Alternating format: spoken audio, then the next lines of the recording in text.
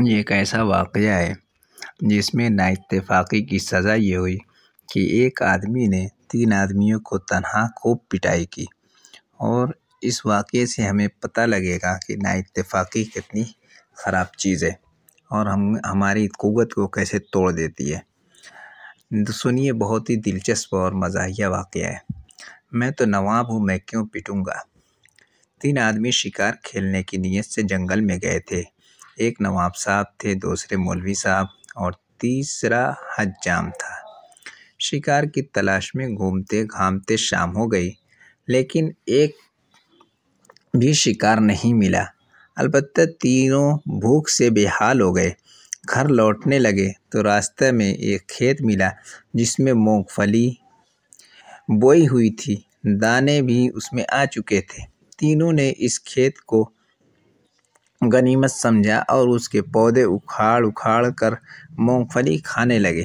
اتفاق سے کھیت کا مالک آ گیا، دیکھا یہ تینوں مونگ پھلی کے دانے بڑے مزے سے کھا رہے ہیں۔ اس نے سوچا یہ 3 آدمی ہیں اور میں اکیلا ہوں، ایک ساتھ تینوں کو مار نہیں سکتا، لہذا تینوں کو مارنے کی کوئی ترکیب نکالنی چاہیے۔ چنانچہ وہ تینوں کے پاس گیا اور پہلے نواب صاحب سے پوچھا، آپ کون صاحب ہیں؟ انہوں نے جواب دیا کہ میں نواب صاحب ہوں۔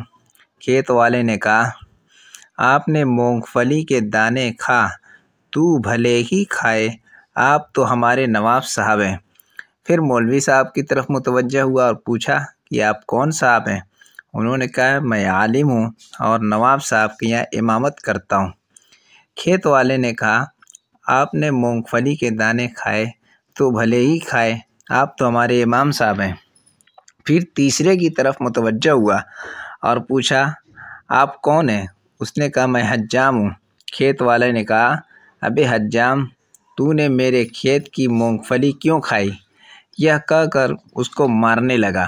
جب اس کے اوپر مار پڑ رہی تھی تو نواب صاحب اور مولوی صاحب دونوں کھڑے ہنس رہے تھے۔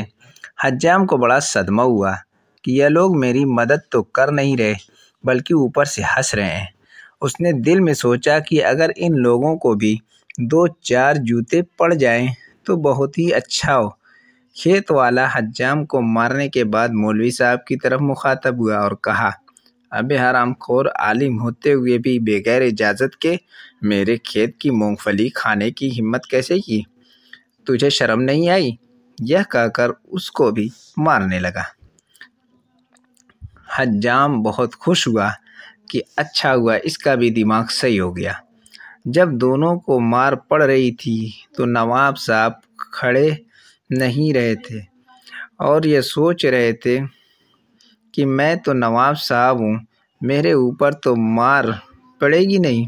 دونوں کو مارنے کے بعد اب نواب صاحب سے مخاطب ہوا اور کہا کہ ابے نواب، یہ کوئی تیرے باپ کا کھیت ہے جو تو نے بغیر اجازت اس کھیت سے مونگ پھلی کے دانے کھائے؟ یہ کہہ کر نواب صاحب کی دھنائی شروع کر دی۔ جب نواب صاحب پر پڑنے لگی تو حجام اور مولوی صاحب دونوں ہنسنے لگے۔ چنانچہ ان تینوں کی نااتفاقی کی وجہ سے ایک آدمی نے تینوں کی خوب پٹائی کی۔